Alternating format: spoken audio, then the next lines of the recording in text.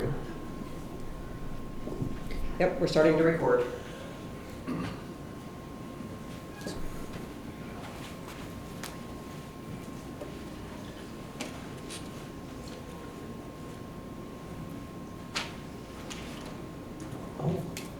Welcome to FenCon and the panel What Readers Want.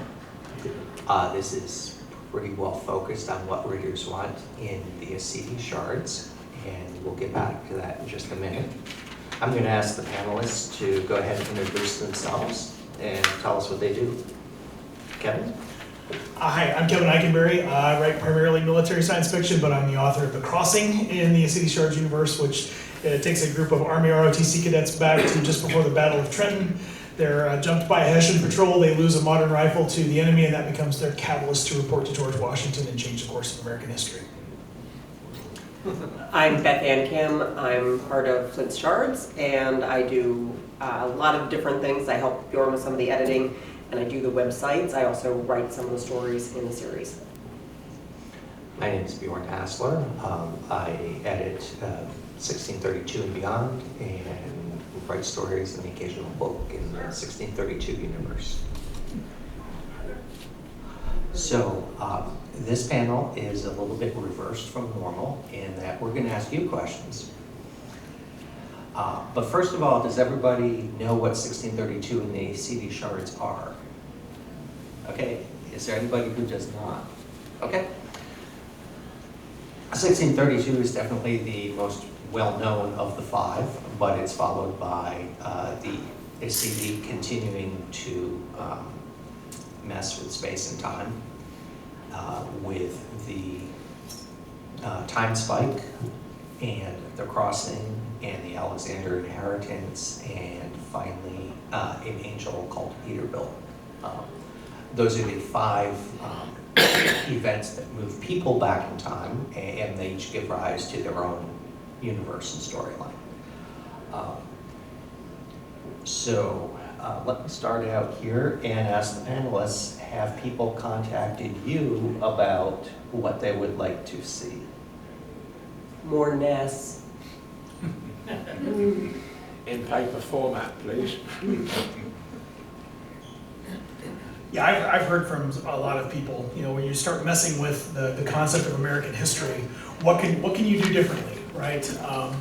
When Eric and I were discussing what we wanted to try to do with this particular frame of a universe, the idea came that, you know, you've got these idealistic college students from 2008 back in 1776, 1777. What would they bring to the universe? What would they bring to the people there?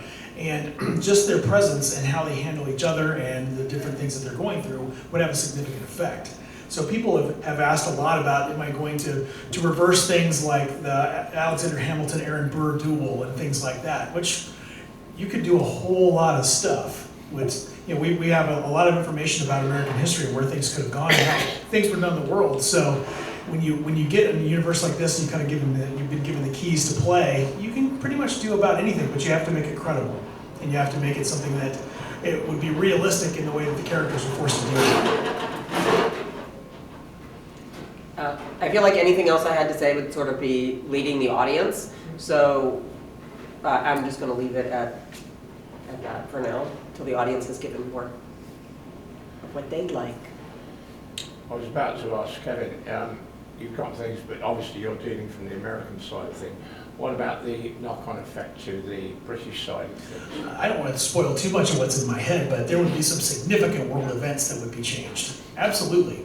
Yeah, because again, you've got these kids that have a knowledge base that's 200 years beyond what the current situation is.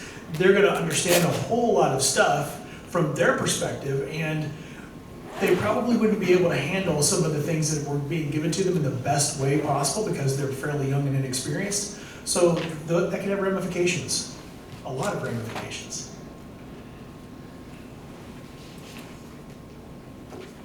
On that point, one of my history profs said that the shock of the American Revolution was led almost directly to many of the reforms in English government starting in the 1820s. Mm-hmm. Now here we have the American Revolution developing differently. So there would have to be some differences in which English government is affected, but perhaps it would be affected in an even more drastic way than it was in real history. Oh, absolutely. Yeah, absolutely. And perhaps it would be affected sooner. Based off what happens at the end of the crossing, it would be very much affected sooner. I won't give away any spoilers if you haven't read the book, but very significant event happens at the end of the crossing. Well, okay, I read the crossing. I hadn't heard of any follow-on. That's one of the things we're talking about this weekend is me being able to continue the storyline. So, I'll be very interested in what you have to say. thank you, I appreciate it. My question really also goes to the possible impact on the British.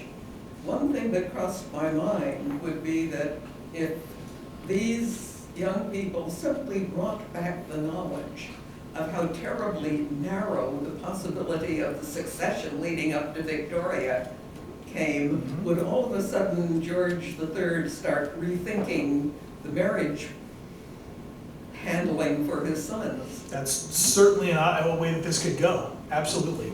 I won't tell you what's in my head, but there's certainly some things that would definitely be on the table. Certainly the marriage of George III, how the succession plan would go. I don't want to get too deep. Because if I say the wrong thing, you'll get an idea where I want to go with the sequel. So, but yeah, it's not just what's happening in America, what's happening in England, what's going to be happening in France, because you've got Franklin there working on things now. So how all that would change would be significant as we continue. Gorg, you're going the wrong place. Do I? Okay. I'm sorry. Remember, Gorg is joining us now, and he can introduce himself in a sec, but remember, we also do have an Acidi Shards panel where the authors will be talking about where they're planning on going with that. Gorg is writing the Alexander Inheritance, Queen of the Seas. Yeah. So we can ask him questions and for things to include. This is 1632, what we're looking for. Or what you're looking for, rather. Question right here. So my question, most of the Shards books have taken place either in America or part of America. Surely the Acidi would have moved things elsewhere in the world. Are they going to come? I agree. It would be great if we could, absolutely.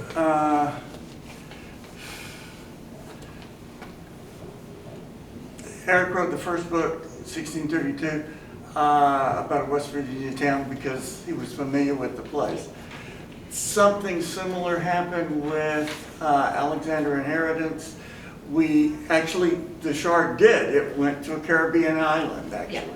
Now, and it was a cruise ship, and it was because, let's see, weren't you on that cruise? I was not. No, not you, Virginia. I was on a cruise, but I didn't have anything to do with the Alexander Inheritance. Well, okay, here's what happened. We were on a cruise and Eric got one of those little tent thingies out by the beach for one day on the cruise. And it was me and Rick Boatwright and Ivor Cooper and Eric and a few others. And we were sitting around and we were talking about, okay, what if we did a shard about a cruise ship? And that's what started it. It was supposed to be like the Ram Rebellion, wherein a whole bunch of different authors wrote different parts of the story and they all fit together. And then we set it up, Paula and I set up a Google Docs document for everybody, and then sort of invited everybody, and nobody came. So Paula and I right. And Eric then went through and said, this is what you need to change, and we did. And that's how Alexander Inheritance happened. And again, we do have the Acidi Shards panel where we'll be discussing more of origins and all that kind of stuff. So this is what readers want. Now in 1632, that's already expanding. We're we're into Europe, we got Russia, we got, is the Africa book still coming up? No.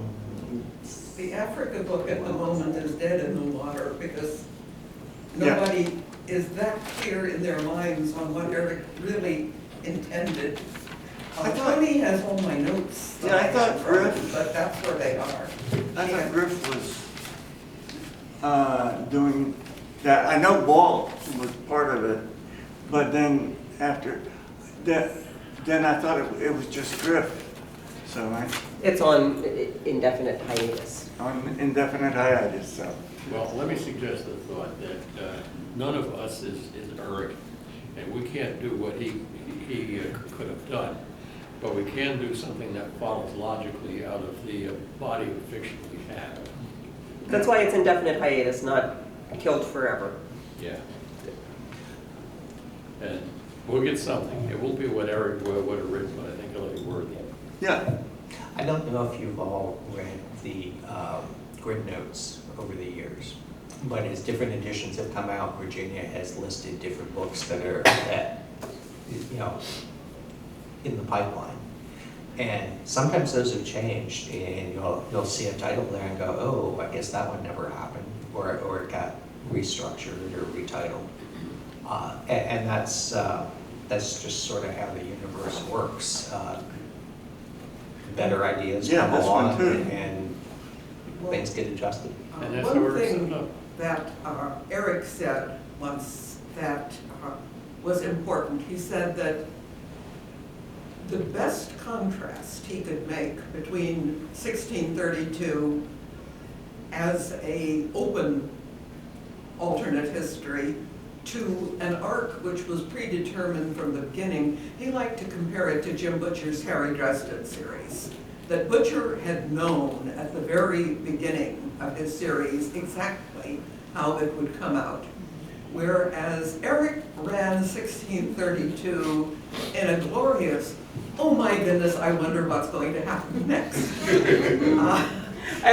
Bjorn tells me Eric, when he read Mrs. Flannery's Flowers, went, huh, I did not see that for Irene Flannery. I did not see that one come. And I think everyone agrees, well, I did not expect to like Irene. Yeah, he'd give you a general wing. When I wrote Design to Fail, and he came on the salon that you run, I remember the first thing, you looked at him, Bjorn, and said, well, what do you think of Design to Fail? Eric says, I could not have written this book. Go with it. It was really fun for Eric. And if the series ever stops being fun, it's going to be losing its old. Yes. I think this is the way the series works. We don't have forced sequences of events. We have logical sequences of events that even we as authors didn't see coming. I mean, isn't this the beauty of the 1632 series generally, in so much that because people don't know, especially as us as readers, we get a situation where we're sort of sitting there, right, when's the next book coming out? When's the next book coming out? When's the next book coming out?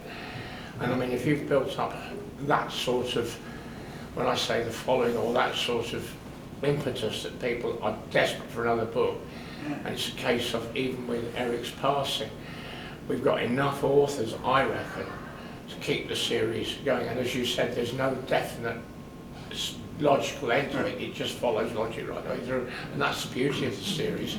Oh, yeah, and his intent is the thing, right? We may not be able to create what Eric created, but he's very clear in his intent. His intent with me was, you take this and run with it. Yeah. You take this wing and then you bring in other people and you take the characters that have survived and you spread them out across the country doing different things. So his intent was very clear. Now it's a matter of what can we do, how can we continue to move forward, who the folks we can bring in, how does this work from a business perspective. But his intent was pretty clear. I mean, I think everybody that ever wrote with him got the intent of, I want you to go and do this, and then it was trust. Then he was like, here, I trust you with this, now go. And that's what we need. We need that trust and that ability to continue. And I will tell you, from a business perspective, one thing we're trying very hard to do, and a reason we're doing panels like this, asking what you all want, is we're trying to be very step-by-step and methodical about what we're doing. we are not going, we didn't go into this day one and say, we're gonna write the magazine the same length, the same payment rate, we're going to be doing novels like they did, we're going to be adding all these things on. If you watch, we are increasing the word count, we're increasing what we pay the authors, we're adding on other things we're doing, but we're not doing it all at once, we're getting things solidified. And it's the same thing with Kevin and his shard, right? He could have put out, a scene he wrote a year ago, but that's a scene, right? It takes time to finish the other novels and to be able to have a well-crafted next step. And so rather than push something just to push something, right? He's doing it very stepwise, and it's not quite at the point where it's ready to have other authors jump in. Yeah. But if there gets to be. Well, and in my case, I've got too many other projects right now. I've got a bunch of other things that are working for different publishers, and it's in the back of my mind, and I want to be able to continue it, but as I told them, it's probably not gonna be till later this year that I can actually sit down and really try to work on what the follow-on could be. Like I said, I got a pretty good idea about it, but I don't want to spoil too much. And like most of us, yes, people like the ones who want his mortgage payment, those kind of folks are kind of picky about things. So we're trying to be very stepwise. And When's the Audible coming out? Honestly, I don't know. I have not heard. I'm hopeful to ask Tony and kind of see what's happening with that. I know it was in work, but I don't know what's happened with it since. So hopefully soon. I have one question for y'all, and I think Bjorn has something he wants to ask, but one of the things at Fantasy last year we got from the audience was, in terms of nonfiction, they didn't want a lot of really long nonfiction. I believe someone said they didn't want white papers, so they didn't want anything that was really technical. They wanted things that were more of a, I don't want to say a quick read, but not quite as in-depth as a real technical paper, and they wanted things that were perhaps a little more directly related to what was happening in Grantville. So what kind of, and that's a set of, that's a lot more in the negative, right? That we don't want the really long, we don't want the really technical, but we would like some feedback in terms of what would you like to see in terms of nonfiction. And if there's anything else that you would like to add to, like, I'm not interested in this. Does anyone have any thoughts? Should we let you think on that and come back to it toward the end? I was talking with a couple of people earlier today, and I realized that there is a lot of European history that most of us as Americans are unfamiliar with, and some of it could be really illuminating in driving plots in our 17th century. So maybe some short summaries of aspects of European history that we think could be eventually relevant to the 1632 series. That makes sense. Like the fact that the Scottish Enlightenment is beginning already. It's not the full-blown, but the proto-Scottish Enlightenment. And I think I would add social. So can we expect something on that from you, Brad? Yeah, well, I've already got, a long time ago, I put together a list of the people that influenced the people that were the major figures of the Scottish Enlightenment, and I put because nearly all of the actual figures of the Scottish Enlightenment are too young or not born, but they're influencers. I looked up the name. I have to find that somewhere. I may have written that on a piece of scrap paper as I was going along, rather than try to type it in or copy and paste it. I don't know. I have to look and see who. Back around Granville Gazettes 2, 3, 4, somewhere in there, there was a group called the Granville Firearms Roundtable, and there are nonfiction articles from back then talking about weapons development, and there's it gets kind of like the Supreme Court. There was a majority opinion, and then there was a dissenting opinion published. And I want to point out that when we get to things like Scottish history and who's probable to come down on what side, we're totally willing to entertain, nonfiction speculation on this. And if we put something out there saying, well, we think the Earl of Argyll is the guy to watch here, and you strongly disagree and want to publish a dissenting piece, I'm all in favor of that sort of thing. I'm just picking on Scotland in particular on this one because it's come up before, but there's any number of subject areas where that can be done. Can I just add one other thing on the Scottish question, as you're putting it this way, is that with the knowledge that's come through from Grantville, that if Scotland was forced to join with England in 1704 because they had this colony, I think it was Cancun, that went bankrupt a couple of times, and literally the country went totally bankrupt, and we had the English Bank of England had to bail them out. Now obviously if they've known potentially what's going to be happening in 1630s, they aren't going to set up a colony. They're going to say, forget it, kid, it just ain't going to happen. You won't have a United Kingdom. Yeah, and that's it. I mean, Yeah. Wales was a principality, so it was never a country on its own. But I mean, Scotland always has been, and that's why even now, in our timeline, it has its own laws and its own currency to a certain extent. So it's very likely, there's a very good possibility that England will never gain control of Scotland. James is. Well, it's a dual monarchy right now, but they're not under a common government as such.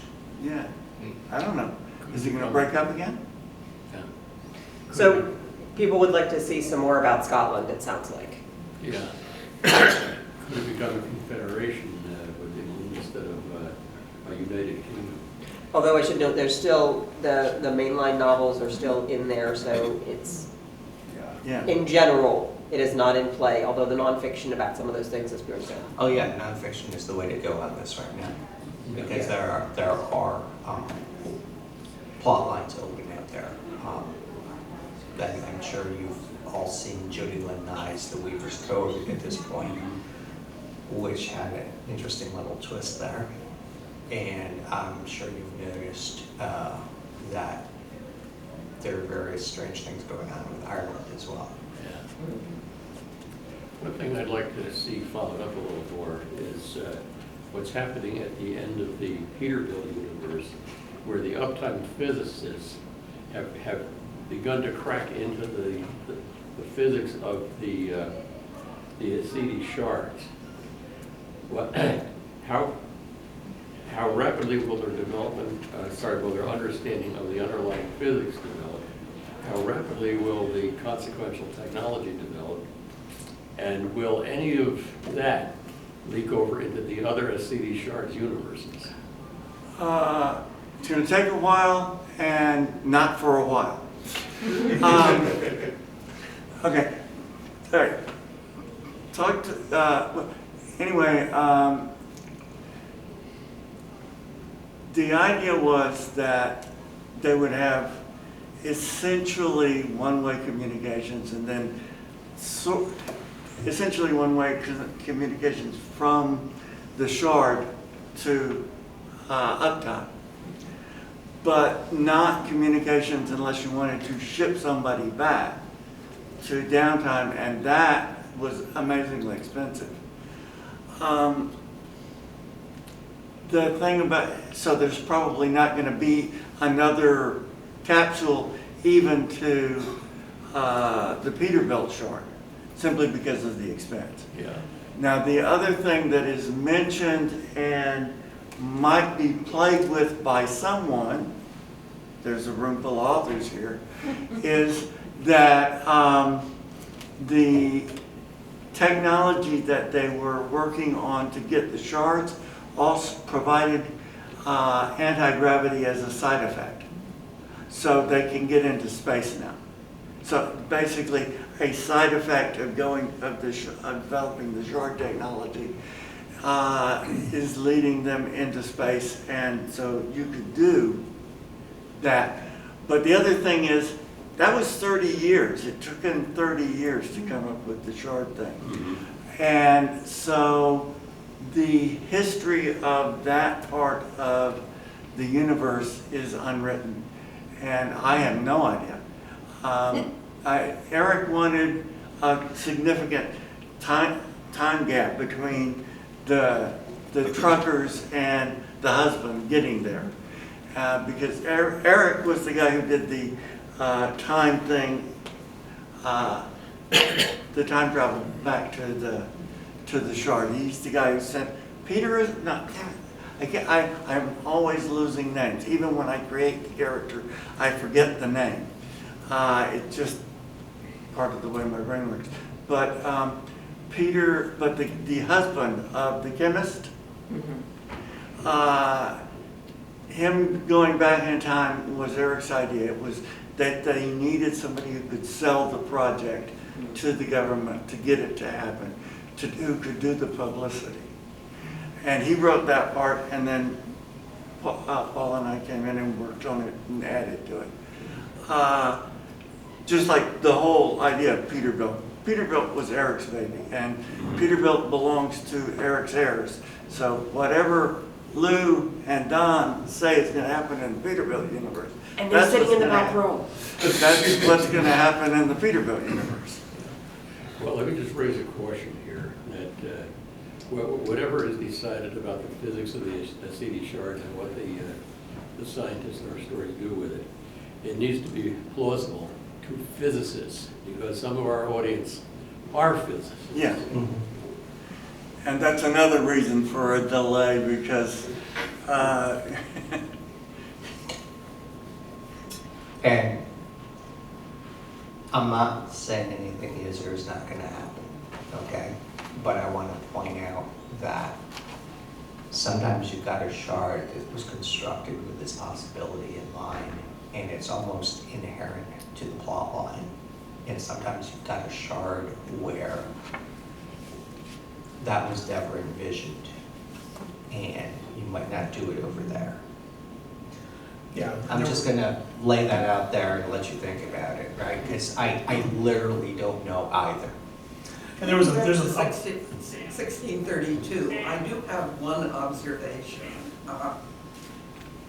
Earlier this year, because I live 2 blocks from the Falls Church Public Library and am thereby categorized as a local author, I was invited to come down to the library and talk about 1632, because there were 1632 books in the library. And one of the teachers at the high school brought her writing class to it. And what became blatantly clear is that as far as these potential future fans are concerned, the year 2000 is as far in the past as the year 1632. None of them were born at that magical date. And we're almost going to have to bring in nonfiction on the state of affairs in the year 2000. Yeah. Excellent. Because they are blithely and utterly ignorant of it. And if we want people to keep buying books in the future, and we do want people to keep buying the books in the future, because once upon a time, Eric was asked, how long is this series going to last? And he replied, as long as it continues to be a cash cow. Which means we have to keep potential fans alert. Well, and that is good. Thank you for Virginia. I mean, I think one thing, we did special issues with the Christmas ones. At some point or over a period of time, more likely, we could do a special issue that's just about the year 2000. So we could have different articles, presumably a larger number of smaller ones that would be possible as well. So it talks about like what music was popular, and maybe mentioning like these people weren't alive yet, so they weren't popular, or they were like 6, so they didn't have music out yet. And Madonna was still young. She wasn't a grandma yet. Some of the things she were doing, people may not have thought they were appropriate, but it wasn't because of her age. But yes, that's a good thing to keep in mind, and it might be something to do as a project that we could have available for people so they could understand. Even if you could fictionalize it, if you could devote an issue to the people in Granville in 2000 talking about. We could, like, there's a story I wrote that I want to get out at some point, and it's, the point of it is to have a short story about what happened with the shards, so a new person who's picking it up can understand some of the attitudes in just a few thousand words instead of reading the book, so they can understand and jump into the magazine. And it's set in a history class where they're doing a history review. What happened to the Ring of Fire? So there could be something like that where there's like, maybe there's a history class, there's the cultural group that's collecting all the records and things, could do something about the music that was popular. And it could be, if we could do stories on it, that would be a challenge for Bjorn. Also, you could do, obviously the 1632 universe diverges from ours as of 1632 in the first shard. So, what is the reaction around the world to that first shard uptime?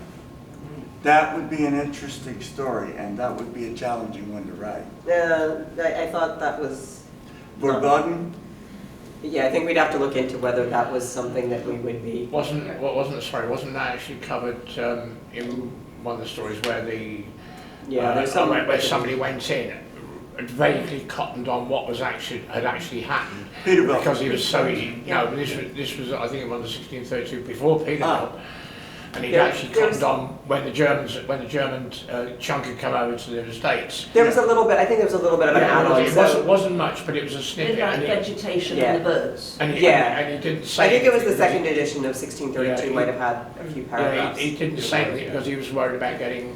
But there was also, in some of the early shard books, there was mention of some of the scientists who knew something had happened, didn't know quite what, and then everything about it was blacked.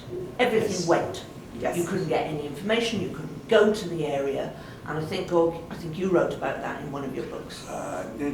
It was mentioned in Peterbilt, but... No, it was an earlier one. Well, Okay. Too, what might confuse people is there was some really good stuff that was put in slush. It was not. Right. He was writing it for. He knew it wasn't going to get published. Well, he hoped it would get published, but it never did. But there's some really good stories about the uptime.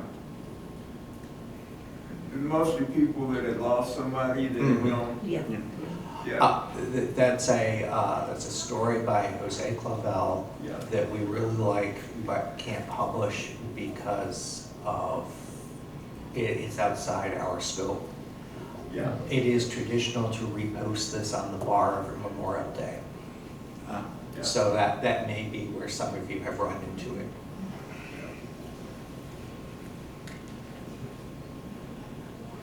I have a question for y'all, since this is more us asking questions than us answering them. Okay, I wrote Mrs. Flannery's Flowers, and I wrote it, there were really two reasons. One, I wanted a story with crafts, and West Virginia's gonna have craft stashes. They're gonna have people with piles of yarn, they're gonna have people with closets full of yarn, they're gonna have stashes that take up an entire bedroom of fabric. Exactly, and there's not like, we're 20 years into it, and there's not a single craft stash? I don't think so. West Virginia? I don't think so.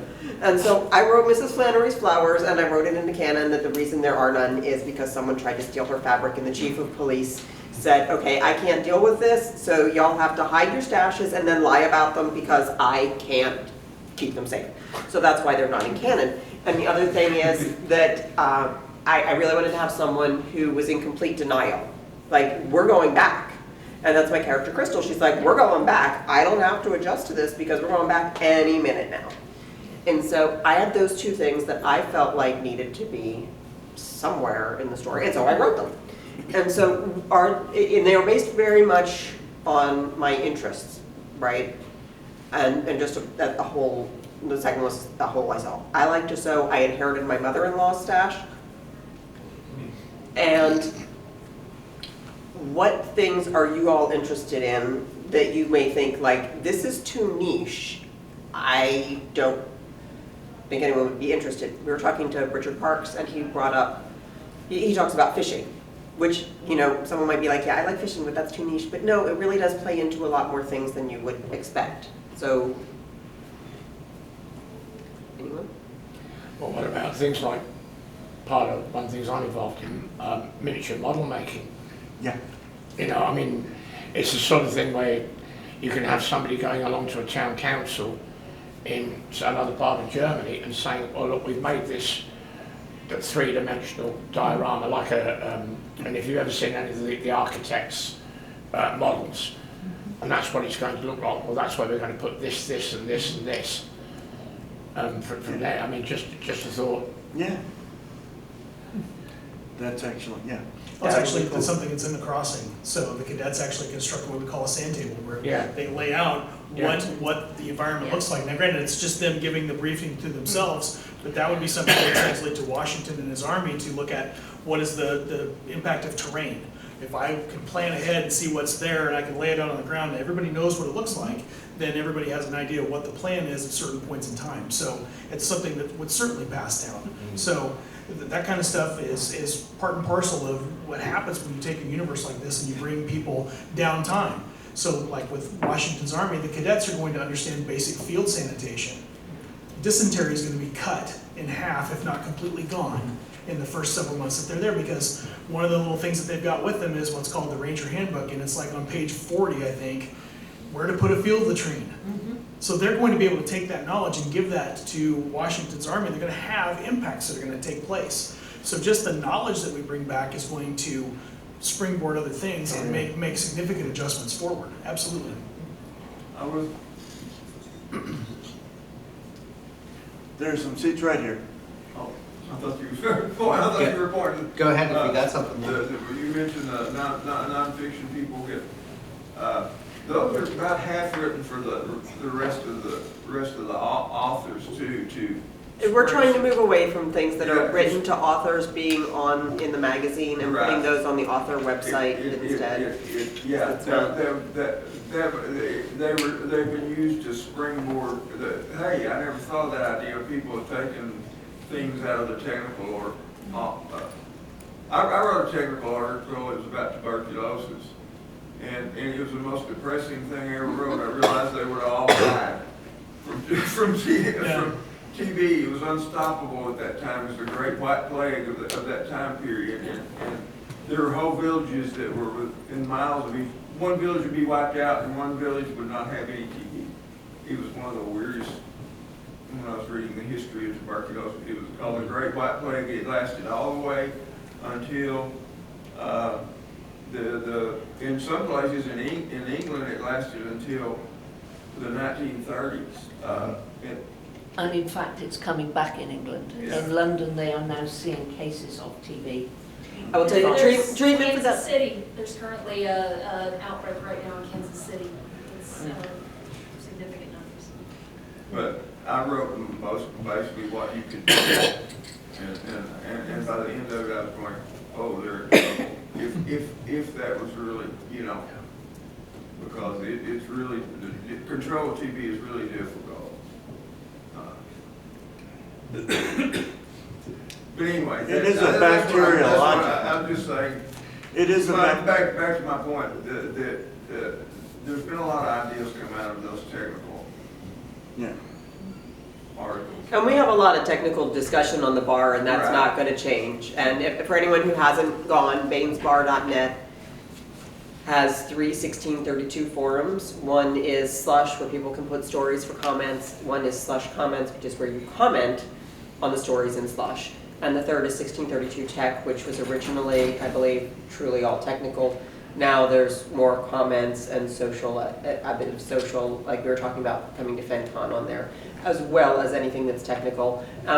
We can get down into the weeds like you would not want to believe. Sometimes on these things, they'll go on for weeks, and you're like, you're still on that technical question?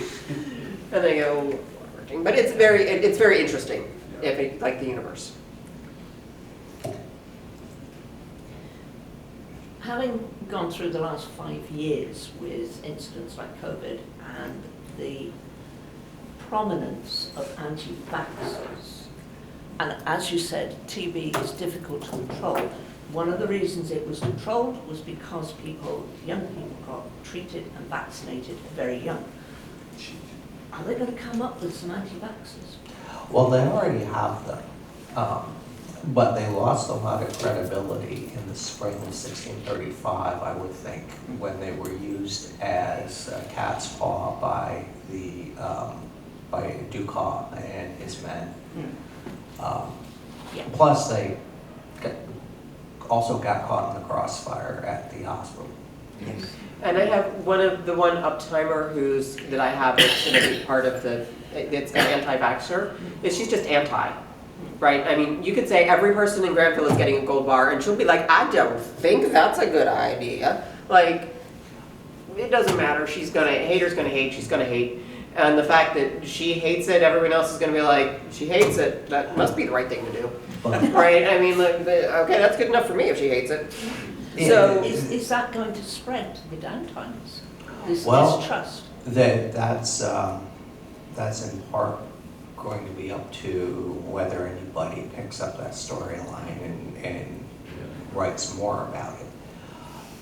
We're not going to mandate an outcome on that, nor do we want to parallel it too close to what's going on in the last 5 years in our timeline. Because it's not really fun to just take current events and drop them into a new universe. It's better if the characters get there organically on their own. And they may deal with some of the same situations and come up with some of the same answers, or they might go different directions with it, depending. Where vaccinations appear to be proceeding rather well is in North America. I was going to say the smallpox treatment that's going on is tremendous. I read that one during COVID, and that kind of brought a whole different level of urgency to that book. I felt like Cassandra for having put the anti-vaxxers at the Dreesen incident as major villains, because that was way before. Yeah. And as far as when it comes right down to it, writers gotta write. When you put the answer to some of these things until the story comes out and it's in someone's head there. One of the difficult diseases, we discussed it, I don't know how that's going to be resolved, because one of the difficult things with diseases introduced to North America and other naive places is measles. Measles was a major killer. Maybe worse than smallpox in some ways. And it was, you remember the measles vaccine wasn't developed in our timeline until the late 1950s. And because of the technology that was needed to. One thing that's going to impact you with these populations is who they're interacting with, right? When they go to St. Kilda, honestly, the people in St. Kilda are getting a vaccine, no one's asking them. Basically, there's a downtimer who's going to be a key part of bringing this in, and the downtimers are basically going to go, it's a small population, we can't get medicine to them, we don't have care there, we're just doing this. And they'll probably explain it to them, but maybe they won't. And other places where they're going to ask more, and Bjorn may say, I can't do that, because he's the editor, so he gets to, he has some ability to say, no, this isn't happening, or yes, this will happen, or whatever. And he's not going to fully override storyline, right? But there are times when he'll be like, for other reasons, this is why this has to proceed. But it will also depend on the interaction of characters. Some are going to be much more open to, and like this is a small population group, so you can just say, look, you're all getting this. And for 120 people, you can do that. For even a small town, it's very hard to do that. But they're all on an island, and they're not going to. The more contained they are.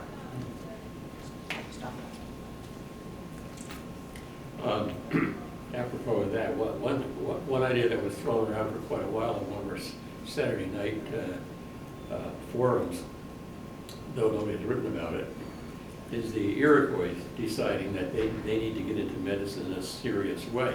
And they send five bright young people over to study medicine at Yena and Grantville. And I would suggest that two of them decide that they're not going to be physicians. They're going to be vaccine researchers at the Daisy Matheny Institute, which was set up in one of the very earliest Granville Gazette stories. The Iroquois are going to be working on protecting vaccines.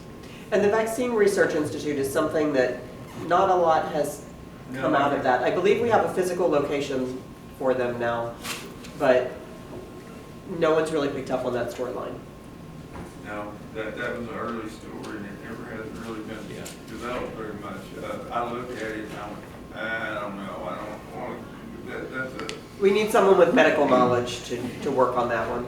Well, we need some knowledge of the Iroquois too, but that's one reason I haven't touched it. No, the vaccines in general, we need someone for the vaccine, the Yeah, what mathematics, we need vaccines someone could they to, actually come up with? yeah. Well, that's at least easier to read up on than to read up on the Iroquois. Right, no, the actual vaccine institute, that's another I'd say area. it the other way. Oh, yeah. One of the things I learned when I started to write an article on measles, and I realized I don't know enough about producing that. This is one of those things. One of the things that's not easy to produce a vaccine, and I don't have enough knowledge about how to do it. But one of the things that articles that I read talked about was major epidemics with measles,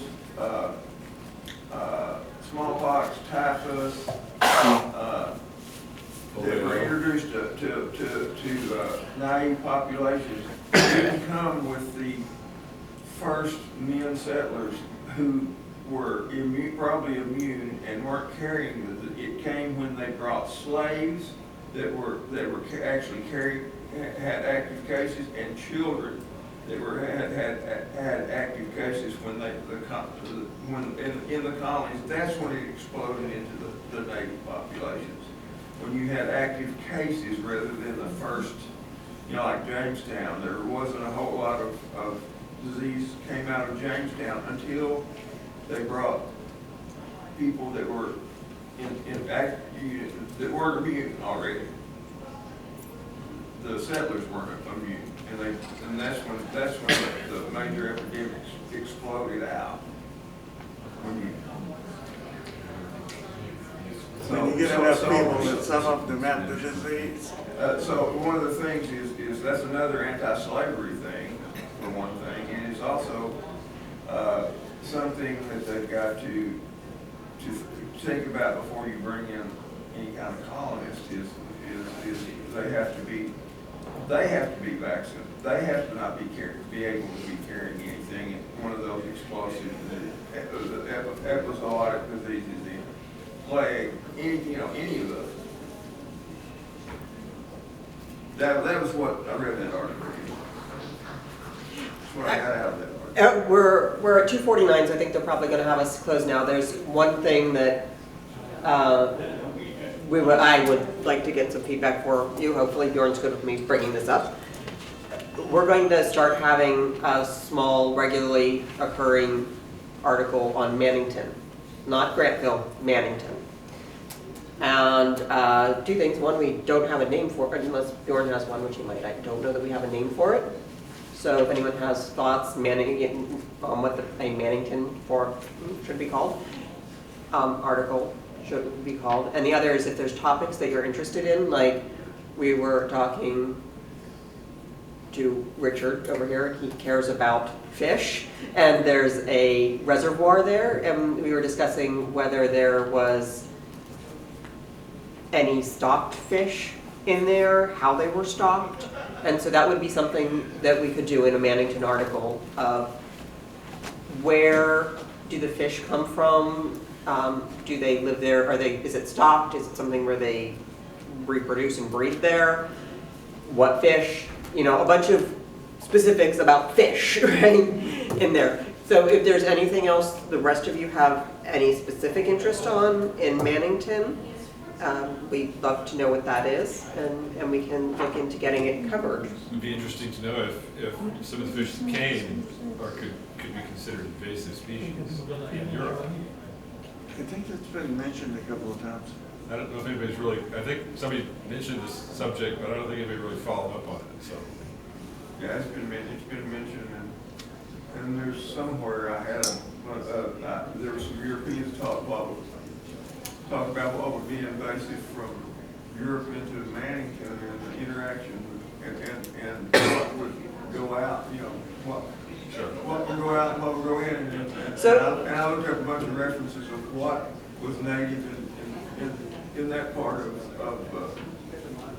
West Virginia and what was native in Thuringia.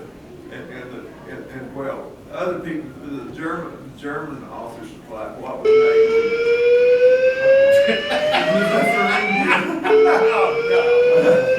It's a fire alarm. I think that's gonna do our panel. I believe that's a wrap. Yeah, that's a wrap. Emergency has been reported in the building. While this is being verified, please leave the building by the nearest exit. Do not use the elevator. Like some of that.